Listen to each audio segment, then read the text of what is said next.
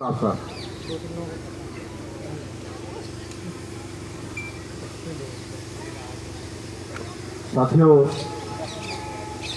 राष्ट्रीय पिछड़ा वर्ग मोर्चा और भारत मुक्ति मोर्चा के द्वारा संयुक्त रूप से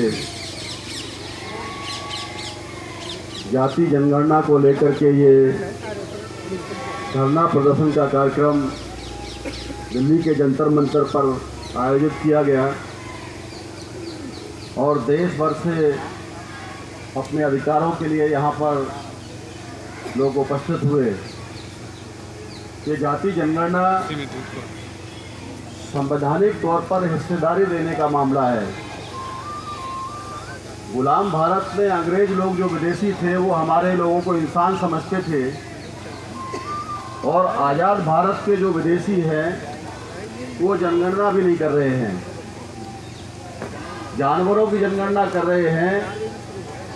कौन से जंगल में कितने सारे चीता, सांड, चंबल में घड़ियाल, सबकी जनगणना के आंकड़े उनके पास में हैं, पशु पक्षियों के। मगर भारत की इतनी बड़ी प्रजा, आधी से ज़्यादा आबादी जो पिछड़े वर्ग की है, उसकी जनगणना नहीं करके उनके संवैधानिक अधिकारों पर डाका डालने का काम शासक जाति के लोग जो डीएनए के अनुसार विदेशी है ये लोग कर रहे हैं। ये बहुत गंभीर मुद्दा है और लंबे समय से इसकी लड़ाई लड़ी जा रही है। आप लोगों को शायद याद होगा 1 सितंबर 2011 को दिल्ली के रामलीला मैदान में पहली बार जाति जनगणना को लेकर के एक बहुत बड़ा आंदोलन हुआ।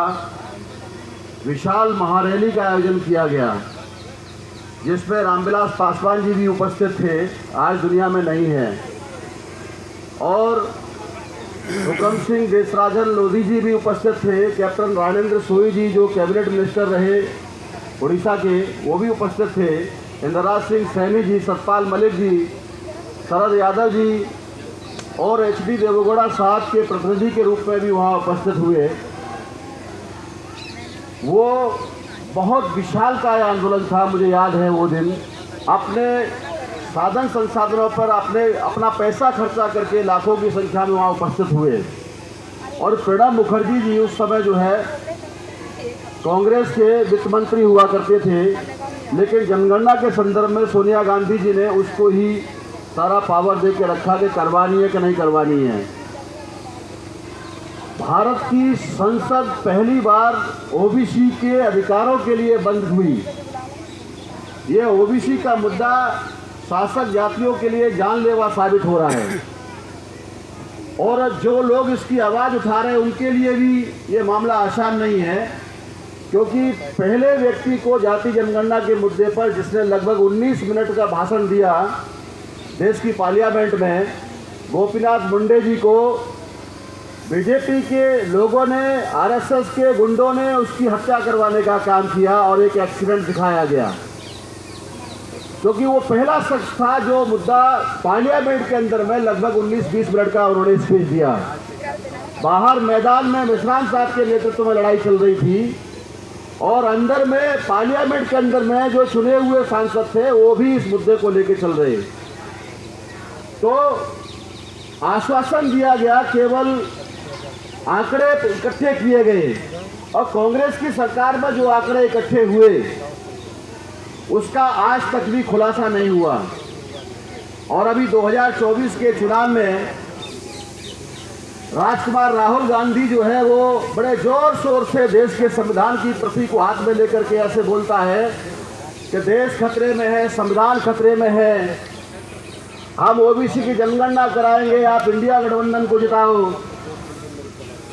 ये विपक्ष के लोगों को आप लोग सरकार में लाओ। ये नौटंकी करने का काम बड़े पैमाने पर पिछड़े वर्ग के लोगों को, उनके वोटों को लुभाने के लिए, अनुसूचित जाति और अनुसूचित जनजाति के वोटों को लुभाने के लिए ये कांग्रेस के राहुल गांधी ने बड़े पैमाने पर नौटंकी किया। बीजेपी सारे संविधान को खत्म कर देगी, ऐसा ड्रामा करने का काम हुआ। और अभी एक मजबूत विपक्ष के तौर पर जो है कांग्रेस पार्टी सारे देश भर में उभर के आई है।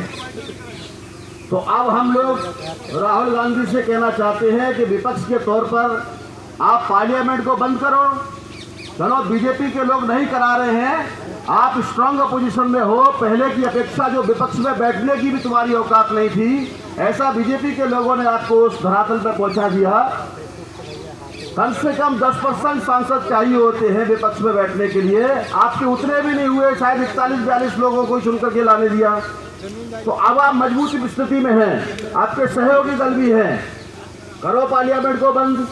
केवल बोलने के लिए नहीं, बल्कि आप जो करवा सकते हो, बाहर बोलने वाले तो बहुत सारे लोग हैं, मगर अंदर में जो आप करवा सकते हो वो कर नहीं रहे हो। हरियाणा के चुनाव से वो मुद्दा ही गायब हो गया। कांग्रेस चुनाव के दौरान बातें कर रही थी, मगर वो ओबीसी के मुद्दे पर बात ही नहीं किया राहुल गांधी ने, किसी भी कांग्रेसी ने भी नहीं किया। तो बीजेपी कांग्रेस के लोग जो एक ही शासक जाति के जो देश में शासन करने वाले लोग हैं, ये लोग बाजीगर लोग हैं, ये लोग कभी भी हमारे लोगों को अधिकार देने का काम नहीं कर सकते हैं। इसलिए बहुजन मुक्ति पार्टी सारे देश भर में, मैं आपको आश्वस्त करना चाहता हूं, भारत की पहली एकमात्र राजनीतिक दल है जो स्टैम्प पेपर पर लिख करके पिछड़े वर्ग की जाति जनगणना का आप लोगों को पूरी तरीके से आश्वासन देती है। आप हमें मजबूत करो, हम पूरे भारत में जाति जनगणना करवाने के बाद संवैधानिक अधिकार देने का काम करेंगे। ये स्टैम्प पेपर पर हमारा 2014 से हम लगातार देश की जनता को विश्वास जताने का काम कर रहे हैं और आप लोग इसको मजबूत बनाने का काम करेंगे। कल के लिए भी मैं आप लोगों को आमंत्रित करना चाहता हूं। कल बहुजन मुक्ति पार्टी का दूसरा राष्ट्रीय अधिवेशन है। मैं अपने तमाम यूट्यूबर्स भाइयों को, सोशल मीडिया चलाने वाले हमारे साथियों को, इलेक्ट्रॉनिक मीडिया, प्रिंट मीडिया चलाने वाले साथियों को भी मैं कल के लिए निमंत्रण देता हूं कि आप लोग कल आइए और जन जन की आवाज़ बहुजन मुक्ति पार्टी को आप लोग सारे देश भर में पहुंचाने का काम करेंगे। ऐसा मैं आप लोगों से अनुरोध करता हूं। आप लोगों के लिए बहुत बहुत धन्यवाद। जय भीम, जय मूलवासी साथियों, थैंक यू।